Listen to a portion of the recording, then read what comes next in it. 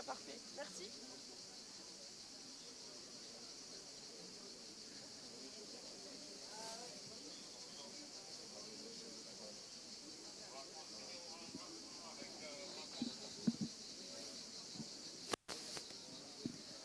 On sait pas qui a regardé.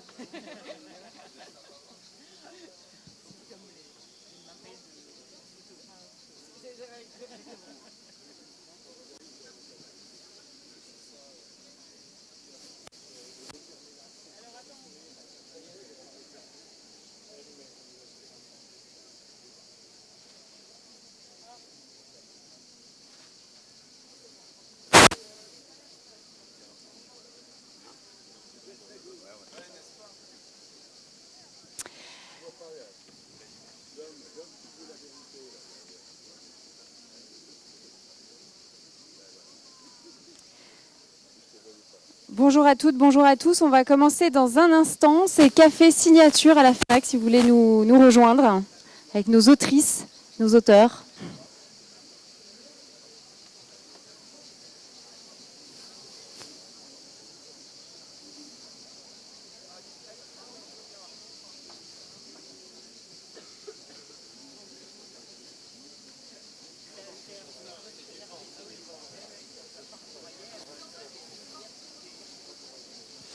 Alors bonjour à toutes, bonjour à tous. Nous allons commencer ce café signature avec cette thématique monnaie, salaire, régulation, bâtir des nouveaux équilibres économiques. Je suis Cynthia Elouz, la fondatrice du média The Women's Voices et qui est partenaire média des rencontres économiques d'Aix. Et c'est donc à ce titre que j'ai le plaisir d'animer cette discussion avec nous Joël Toledano et Éric Brousseau. Vous êtes les auteurs de cet ouvrage abécédaire de la régulation. Alain Villemeur, vous êtes l'auteur de cet ouvrage Salaire, profit, partage vertueux, ouvrage que vous avez copublié avec Jean-Hervé Lorenzi. Gabrielle Alperne, vous êtes l'autrice de cet ouvrage Créer des ponts entre les mondes. Et Christian de Boissieu et Marc Schwartz, vous êtes les auteurs de La nouvelle guerre des monnaies. Alors, un programme assez chargé avec ces ouvrages. D'abord, je vais me tourner vers vous, Gabrielle, puisque vous êtes la philosophe de cette session. Vous avez travaillé sur un concept qui est celui de l'hybridation. Et en quoi cette tendance peut-elle éclairer ce qui est actuel aujourd'hui ? Oui, alors effectivement, bonjour à tous. Oui, en tant que philosophe, je suis un peu l'intruse de cette table ronde avec effectivement beaucoup d'économistes. En fait, ça fait depuis près de 17 ans que je travaille sur cette notion d'hybridation. C'est un terme qui peut sembler un peu barbare, mais en fait, à travers ce terme, j'entends cette idée de créer des ponts entre les mondes, c'est-à-dire effectivement de mettre ensemble des choses, des métiers, des modèles économiques, des activités, des secteurs qui a priori n'avaient pas grand-chose à voir ensemble, voire qui pourraient sembler contradictoires, mais qui justement mis ensemble vont permettre de créer quelque chose de nouveau. De nouveaux modèles de gouvernance par exemple, de nouveaux modèles économiques, de nouveaux matériaux, de nouvelles formes d'art, de sciences, voilà. En tout cas de nouveaux mondes. Et si j'ai décidé de travailler sur cette question-là, c'est parce qu'il y a plein de petits signaux faibles autour de nous, justement, d'hybridation. Alors ça se voit à l'échelle des lieux, par exemple, des tiers-lieux avec des incubateurs de start-up, des résidences d'artistes, et autres. À l'échelle des métiers qui s'hybrident, des secteurs qui s'hybrident de plus en plus. Et pour moi, à mes yeux, c'est vraiment une grande tendance du monde qui vient. Et cela peut permettre, notamment en cas effectivement de crise économique ou de guerre commerciale, voilà, justement, aux entreprises de pouvoir apprendre à innover autrement, justement en imaginant de nouvelles coopérations, y compris d'ailleurs avec des concurrents, mais justement de nouvelles coopérations, de nouveaux partenariats, de nouvelles mutualisations, pour pouvoir encore une fois penser autrement leurs modèles et les rendre plus résilients. Une autre question du coup sur la question économique. Qu'est-ce qu'on peut imaginer comme réconciliation entre des mondes qui sont intellectuels, mais aussi, vous l'avez décrit, des mondes, le monde entrepreneurial, le monde économique, l'entreprise. Comment ça va, j'allais dire, changer les choses dans l'avenir ? Alors, effectivement, ce sont des mondes qui se méconnaissent. Le problème, c'est que l'être humain, effectivement, a développé une rationalité qui était très utile au début de l'humanité pour pouvoir construire les sciences et comprendre le monde qui l'entoure. Le problème, c'est que notre rationalité s'est vraiment rigidifiée au fil des siècles, au point de transformer notre cerveau en usine de production massive de cases. Et en fait, on ne se rend pas compte, mais on fait ça toute la journée, on crée des cases. Alors, il y a les start-upers, il y a les agriculteurs, il y a les jeunes, il y a les seniors, il y a les métiers manuels, les métiers intellectuels, les cols bleus, les cols blancs, enfin bref. En fait, on passe notre temps justement à ranger tout et tout le monde dans des cases, et ce faisant, on construit et on cultive des frontières absurdes et artificielles justement entre les métiers, les secteurs, les territoires, les générations, les citoyens, qui du coup viennent renforcer les fractures dans notre société. Moi, pour le coup, j'ai un parcours un peu hybride, effectivement, parcours académique classique. J'ai travaillé dans des cabinets ministériels, j'ai co-dirigé un incubateur de start-up, et finalement, ce qui m'a le plus interpellé dans tous ces mondes que j'ai traversés, d'abord, ce sont les entre-soi. Et deuxièmement, c'est la méconnaissance terrible qu'il y a du monde de l'autre. C'est-à-dire la méconnaissance qu'il y a que le monde économique a, par exemple, par rapport au monde associatif et inversement, que le monde de la recherche a à l'égard du monde économique et inversement, que le monde politique peut avoir à l'égard d'autres mondes et inversement. Et donc justement, ces nouvelles hybridations, ces nouvelles manières de travailler ensemble, de développer des modèles, vont permettre justement de pouvoir faire en sorte que la méconnaissance puisse se transformer éventuellement en connaissance et peut-être d'ailleurs éventuellement en reconnaissance réciproque. Je pense que le vrai truc, c'est que la méconnaissance est mère de préjugés et grand-mère de mépris, et on ne se rend pas compte à quel point tous ces petits mépris quotidiens, encore une fois, que l'on a à l'égard du monde de l'autre, créent des fractures dans la société, dans l'économie, etc., etc. Merci beaucoup. Christian de Boissieu et Marc Schwartz, puisque vous êtes les co-auteurs de cet ouvrage, La nouvelle guerre des monnaies, est-ce qu'on assiste à une vraie guerre des monnaies ou est-ce que c'est une redistribution finalement de l'influence monétaire aujourd'hui? Merci, bonjour à tous.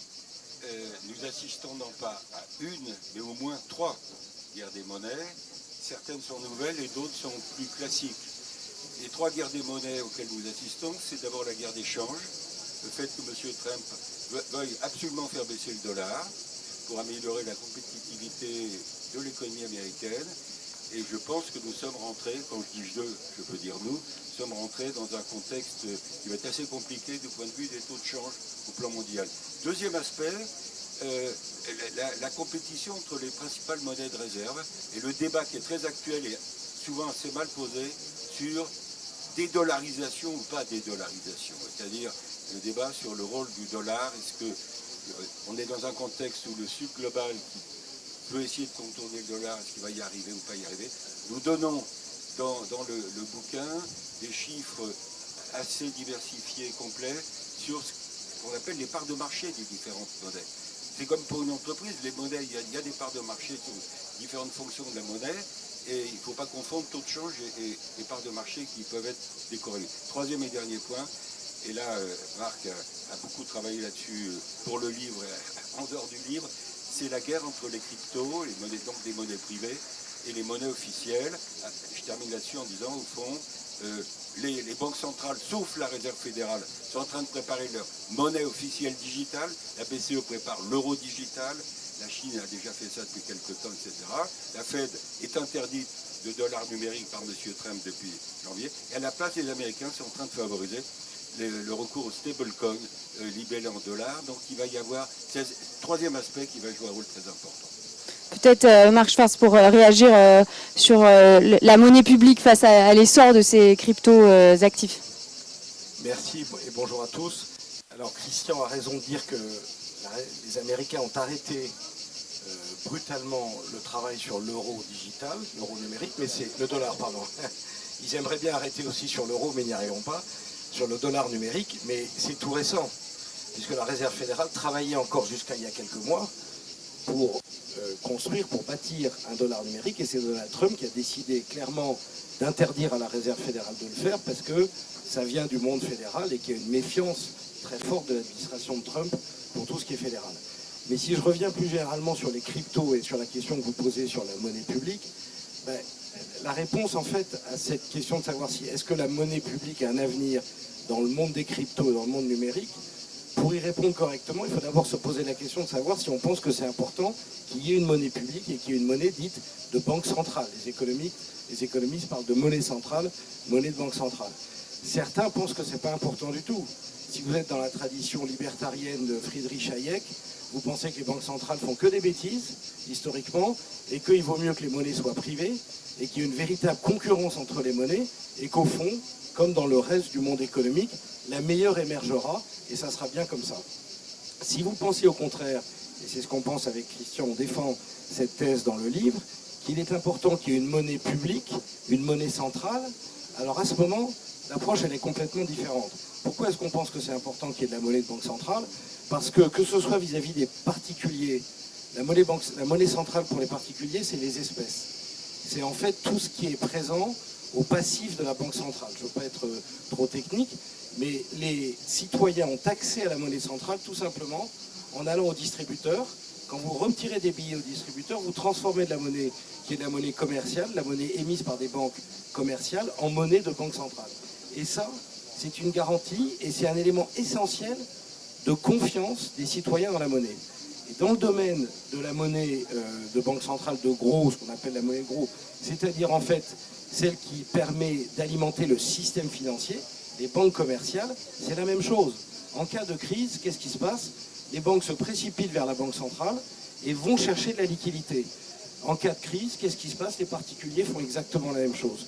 Lorsqu'il y a eu l'invasion de l'Ukraine par la Russie il y a quelques années, les retraits d'espèces dans les distributeurs automatiques de billets autour de l'Ukraine ont fait un bond de 30 à 40%. Partout dans le monde, et ça c'est un réflexe très ancien, immémorial, en cas de crise, on revient vers la valeur sûre qui est la monnaie centrale. Et donc pour terminer de répondre à votre question, si on pense en effet que ça c'est important et c'est ce qu'on pense, alors oui, il faut que dans cet univers qui est en train de devenir numérique, la monnaie n'échappe pas à ce qui se passe dans l'ensemble de l'économie, c'est-à-dire une digitalisation ou une numérisation de l'ensemble des actifs, des transactions, etc. Si on pense que ça c'est important, alors oui, il faut qu'il y ait une monnaie publique dans l'espace numérique, et c'est ce qu'on appelle les monnaies numériques de banque centrale. L'Europe y travaille activement, les Américains ont arrêté, les Chinois l'expérimentent déjà depuis quelques années. Alors quand on dit expérimentation ou projet pilote à la chinoise, on parle de 150 à 200 millions de citoyens qui ont déjà accès à cette ligne. Donc la réponse pour nous est oui, il faut qu'il y ait une monnaie numérique de banque centrale demain. Merci Joël Toledano et Éric Brousseau avec cet ouvrage abécédaire de la régulation. Vous nous posez évidemment des questions et vous apportez un certain nombre de réponses. Est-ce que la régulation peut être un moteur de transformation? Est-ce que c'est une contrainte? Et est-ce qu'on peut organiser sa régulation seule quand on entend aussi ce qui se passe du côté de la monnaie, mais ailleurs bien sûr? Si je vous répondais rapidement, je dirais oui, oui, non. Mais je ne vais pas vous répondre ça. En écoutant Gabriel tout à l'heure et parler d'hybridation, je me suis dit, la régulation, c'est une hybridation. Pourquoi c'est une hybridation? Parce qu'au fond, en matière économique, les marchés ne sont pas parfaits, contrairement à ce qu'on dit, et que donc, comme il y a un certain nombre de défaillances de marché, j'y reviendrai peut-être, il y a des raisons de réagir par rapport à ça, et les États ne sont pas non plus absolument parfaits. Ils ont aussi des comportements qui sont pas toujours, ils ne vont pas toujours dans le sens de l'intérêt général pour différentes raisons. Et au fond, la régulation, c'est ce produit hybride qui vise à faire que les marchés, un certain nombre de comportements, aillent dans le sens d'un intérêt général qui résulte d'un débat entre les différentes parties prenantes. Alors c'est un processus, la régulation. C'est pas du tout la réglementation où il y a des règles.